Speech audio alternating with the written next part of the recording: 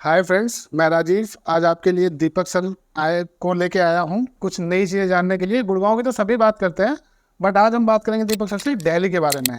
दिल्ली में कुछ नई चीज़ें सुनने को आ रही हैं, मिनिस्टर अपने अपने नए बयान दे रहे हैं। तो आज हम शुरुआत करते हैं सर्कल रेट से कि दिल्ली के पुराने सर्कल रेट क्या थे और नए सर्कल रेट क्या आने वाले हैं। दीपक सर। देखिए, दिल्ली में काफ़ी सारे चेंजेस आ रहे हैं। सर्किल रेट उसमें सबसे पहला ऑप्शन आता है जिसे चेंज करेगी गवर्नमेंट। अभी जो दिल्ली का सर्किल रेट है वो है लगभग 55 लाख रुपए पर एकड़ का, और जो बदल के लगभग 90 से 1 करोड़ रुपए पर एकड़ होने वाला है।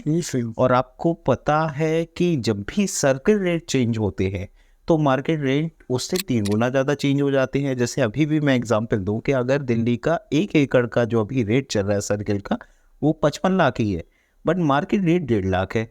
तो जो जैसे ही ये 1 करोड़ होगा तो डेफिनेटली वो 3 करोड़ या 4 करोड़ एकड़ पहुंच जाएगा। तो इस तरीके से उधर का मार्केट चेंज हो रहा है सर्किल रेट के साथ में। ओके, तो सर अभी जो मिनिस्टर्स के बयान हम सुन रहे हैं यूट्यूब्स पे और अदर चैनल्स पे न्यूज़ में कि क्या मास्टर प्लान दिल्ली में नया आने वाला है। जी, जो अभी तक मास्टर प्लान चल रहा है दिल्ली में वो चल रहा है 2001 से लेके 2021 का मास्टर प्लान। उसके अकॉर्डिंग जो जो चेंजेस आने थे वो सारे दिल्ली में नहीं आ पाए हैं। जैसे वहाँ पे जॉनिंग होनी थी वो नहीं हो पाई है। तो 2041 का एक नया मास्टर प्लान आने वाला है जहाँ पे 5 नई जॉनिंग होने वाली है। उस जॉनिंग के साथ में वहाँ पे रेसिडेंशियल, कॉमर्शियल, इंडस्ट्रियल सेक्टर अलग अलग कटेंगे और बनेंगे। तो दिल्ली के पूरे मार्केट में बहुत बड़ा चेंज आने वाला है नए मास्टर प्लान के साथ में। दीपक सर, एक और क्वेश्चन है मेरा कि मास्टर प्लान जब नया 2041 का आएगा तो दो पॉलिसीज के बारे में भी काफ़ी डिस्कशन होता है मार्केट में, जीडीए पॉलिसीज और लैंड पूलिंग पॉलिसीज। हाँ जी, सर इसके बारे में सर आपका क्या कहना है। ये बहुत अच्छा क्वेश्चन किया आपने। जीडीए पॉलिसी के अंदर लगभग 88 विलेजेस आते हैं दिल्ली के, और लैंड पूलिंग पॉलिसी के अंदर आते हैं लगभग 105 विलेजेस। एक्चुअली है क्या, दिल्ली जो है वो लैंड, उसकी सारी लैंड, जितनी भी लैंड है, कहीं पे भी एग्रीकल्चर डिमार्केशन या डेडिकेशन नहीं है। तो वहाँ के बंदों को एग्रीकल्चर का कोई फ़ायदा नहीं मिलता है। जैसे मैं एग्जांपल देता हूँ कि कभी भी बाढ़ का, सूखे का, इन सब का मुआवजा दिल्ली में कभी आपने नहीं सुना होगा किसी किसान को मिला है। तो उनको लैंड पे खेती करने का तो कोई फ़ायदा मिल ही नहीं रहा है। और जब तक उसमें लैंड पूलिंग पॉलिसी नहीं आ जाती है तो उनको लैंड की एक्चुअल कीमत भी नहीं मिल रही है। पहले सर मैं आपसे जीडीए के बारे में जानना चाहूँगा, जीडीए पॉलिसीज है क्या, मतलब आपने बता दिया विलेजेस तो हैं उसमें, थोड़ा थोड़ा सा डीपली जाएंगे कि जिसमें लोगों को भी समझ में आए इसके बारे में। जीडीए पॉलिसीज जो नहीं आ रही वो है क्या। देखो, पॉलिसी के बारे में तो एक अलग से टॉपिक बना लेंगे हम, क्योंकि पॉलिसी बहुत डीप टॉपिक है ये। फिर भी मैं आपको बता देता हूँ, लगभग इसमें 55 विलेजेस आ रहे हैं जो एक हर्डल अभी फेस कर रहे हैं कि वो फील कर रहे हैं कि जैसे आप देखिए दिल्ली से जुड़ा हुआ द्वारका एक्सप्रेसवे से जुड़ा हुआ द्वारका वाला एरिया, वहाँ पे बहुत सारे फार्मलैंड्स पड़े हुए हैं। वो कौड़ियों के भाव बिकते हैं। मतलब आपके पास में 1 एकड़ ज़मीन है, अगर वहाँ पे है तो वहाँ पे हार्डली हार्डली मार्केट टॉप पे भी चल रहा है तो 2 करोड़ रुपए से ऊपर का एकड़ नहीं बिकता। जबकि आप वहीं से केवल 2 किलोमीटर अंदर दिल्ली में गुड़गांव की तरफ आते हैं तो गुड़गांव में जोनिंग एंड सेक्टर डिवाइडेशन हुआ है तो यहाँ पे 20 करोड़ एकड़ मिलता है। तो वहाँ पे ये पॉलिसी की इसलिए डिमांड है, दैट लैंड पुलिंग पॉलिसी और जीडीए पॉलिसी, कि आपकी जॉइनिंग हो जाए। तो जॉइनिंग होने के साथ में आपकी डिमार्केशन हो जाएगी रेसिडेंशियल एंड कॉमर्शियल सेक्टर्स के जॉइनिंग की, उसमें आपकी लैंड की कीमत बढ़ जाएगी। मतलब सर आप ये कहना चाहते हैं जो ये दोनों पॉलिसीज हैं, जीडीए और लैंड पूलिंग पॉलिसीज, इसमें जो जिनके पास बड़ा लैंड पार्शल है लाइक फार्मर्स वगैरह हो गए, इनको बेनिफिट्स होंगे। इनको बेनिफिट होंगे, इनके प्राइस हाइक के बेनिफिट होंगे। आज हम देख रहे हैं कि लगभग 2 पीढ़ी से वो वेट कर रहे हैं इस पॉलिसी का। 2001 में ये हो जाना चाहिए थी, और हम लगभग अब 2024 में बैठे हैं। अब लग रहा है ये हो जाएगी, क्योंकि जो नए जोनिंग हो रही है, नए 5 वहाँ पे जोन बढ़ रहे हैं। आपको पता होगा दिल्ली जोन्स में डिवाइडेड है। उधर पे लगभग अभी 12 जोन ही है। 12 जोन में दिल्ली खत्म हो जाती है।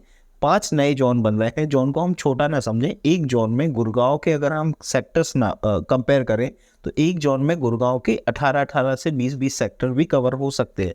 तो बहुत बड़ा लैंड पैच है जो जोनिंग में आना है। 5 नए जोन आने हैं। अगर वो जोन आ जाते हैं, वहाँ पे लैंड एक्विजिशन हो जाती है, जोनिंग हो जाती है, तो वहाँ के रेट बहुत ज़्यादा अप्रिशिएट हो जाएंगे, जिससे वहाँ पे किसानों को बहुत फ़ायदा होगा। सर एक फेयर टॉक सर कि खाली किसानों को भी फायदा होगा या बिल्डर्स को भी फायदा होने वाला है? बिल्कुल सबको फायदा होने वाला है। मैं तो बोल रहा हूँ कि वहाँ पे रेडी पटरी से लेके सबकी इनकम बढ़ेगी, क्योंकि ये अनुमान है कि लगभग 24 लाख करोड़ रुपए का इन्वेस्टमेंट उन जोन्स में आएगा। 5 जोन में 24 लाख करोड़ रुपए का इन्वेस्टमेंट आने वाला है। तो आप ये सोचिए ना कि हर्डल्स कौन लगा रहे हैं? छोटे मोटे जो अभी वहाँ पे जो बिल्डर्स हैं, जो वहाँ पे अभी कच्ची कॉलोनियाँ काट रहे हैं, वही हर्डल्स लगा रहे हैं, वही कहते हैं किसानों को नुकसान है, किसानों को नुकसान है, जबकि किसान खुद ही धरना दे के बैठे हुए हैं। और मुझे ये इंटरनल न्यूज़ है कि अगले 2-3 महीने में वो आंदोलन करने वाले हैं और इस चीज़ को और प्रमोट करने वाले हैं कि मुझे तो ये चाहिए। कौन बोल रहा है कि मेरे को लैंड पुलिंग पॉलिसी नहीं चाहिए? किसान को चाहिए लैंड पुलिंग पॉलिसी।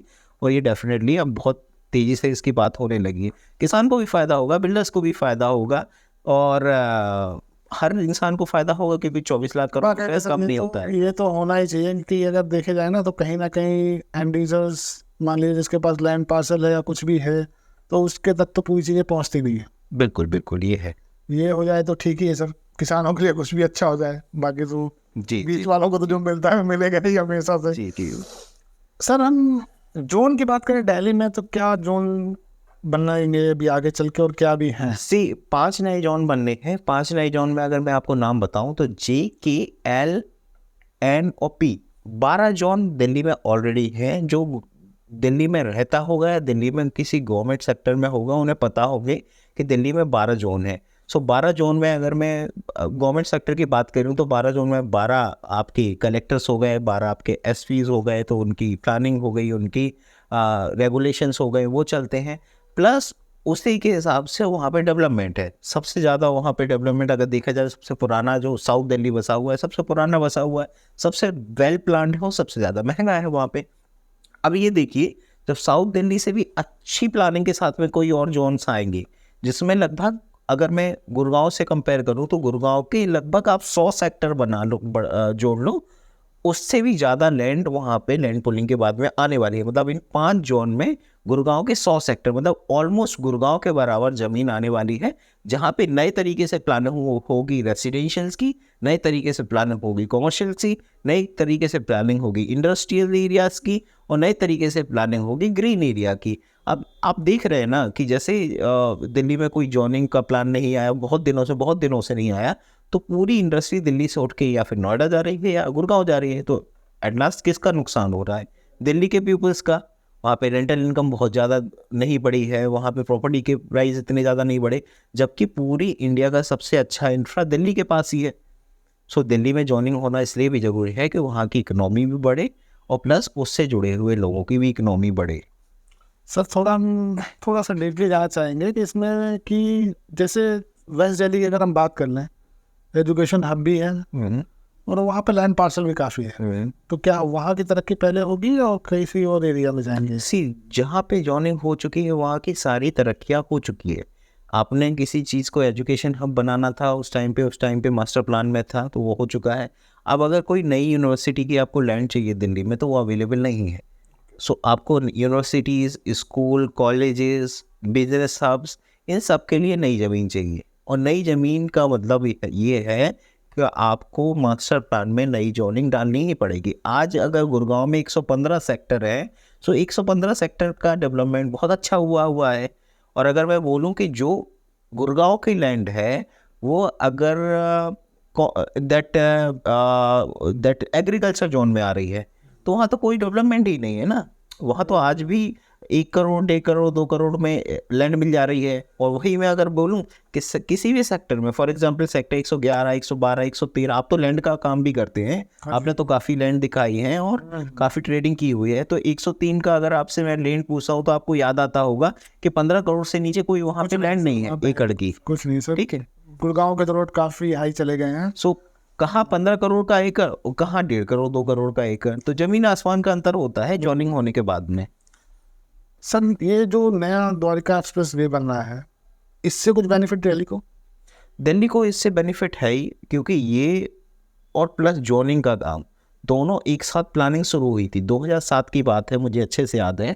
2007 से अभी तक द्वारका एक्सप्रेसवे में 7 डेडलाइन क्रॉस कर ली है। 7 बार उसकी डेडलाइन आई है और क्रॉस हो चुकी है। अब जाके लग रहा है कि वहाँ पे डेवलपमेंट हो जाएगा। ऐसे ही दिल्ली में अब जाके लग रहा है कि जोनिंग हो जाएगी। पांचों के पांचों जोन जो इनका मैंने नाम लिया, वहाँ पे आप जाएंगे, अब अगर ट्रैवल करेंगे तो डीमार्केशन हो चुका है कि रोड कहाँ से आएंगी, आपके सीवेज कहाँ से होंगे, रेसिडेंशियल एरियाज कहाँ होंगे, कॉमर्शियल एरियाज कहाँ होंगे। हर जोन के एंट्री पॉइंट पे बोर्डिंग एंड होर्डिंग लग चुकी है। सो अब केवल काम शुरू होना है। मेजर रोड बन गई है। IACC अगर आप एंटर करेंगे, वो एल जोन से जुड़ा हुआ एरिया है, वहाँ पे मेजर रोड बन गई है। UAR2 बन गया है वहाँ पे, वो ऑपरेशनल हो जाएगा कुछ दिन बाद। तो मेजर रोड बन गई हैं।